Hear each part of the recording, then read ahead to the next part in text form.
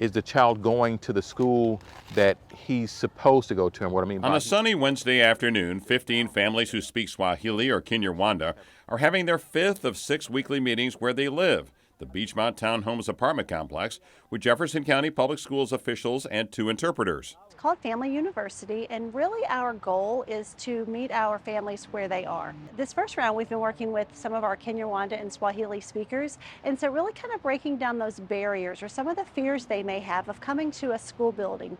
For many of them, this is they've not been inside of a U.S. school before. Family University is a pilot project of the JCPS Office of Multilingual Learners.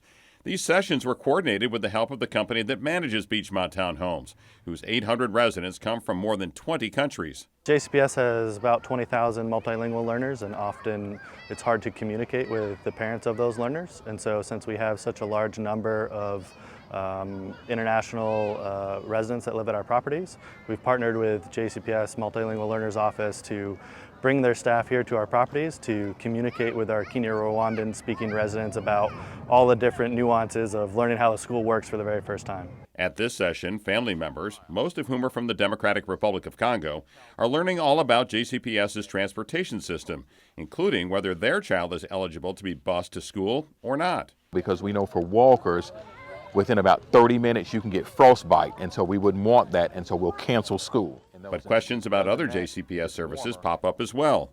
If you need coats or socks or hats or scarves, anything to keep your babies warm, let us know and we'll help. A previous session with the Swahili and Kinyarwanda speaking parents included a walk over to Rutherford Elementary School, a block away. We actually walked over to one of our schools. We kind of modeled for them. Here's what you do when you come to a school, you push the button. This is giving access. Let them know the language that you speak, and then upon entering, they can secure an interpreter for you to remove those communication barriers.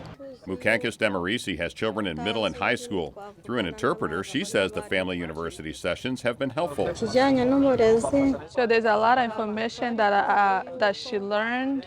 One, it's communication, because the language barrier. She didn't know that she has a way to communicate with the teacher or the school as a whole. So knowing that she will be able to communicate in her language, so that really helped. The Office of Multilingual Learners has been pleased with the pilot and plans to expand its efforts to other apartment complexes or organized communities of non-English speakers who have kids in JCPS. It's been great so far. We have probably 30 plus people show up every week, and JCPS has been great. I think other property managers and real estate companies should reach out to JCPS to figure out ways that they can connect with the services that JCPS provides and bring those services on site to interact with their residents.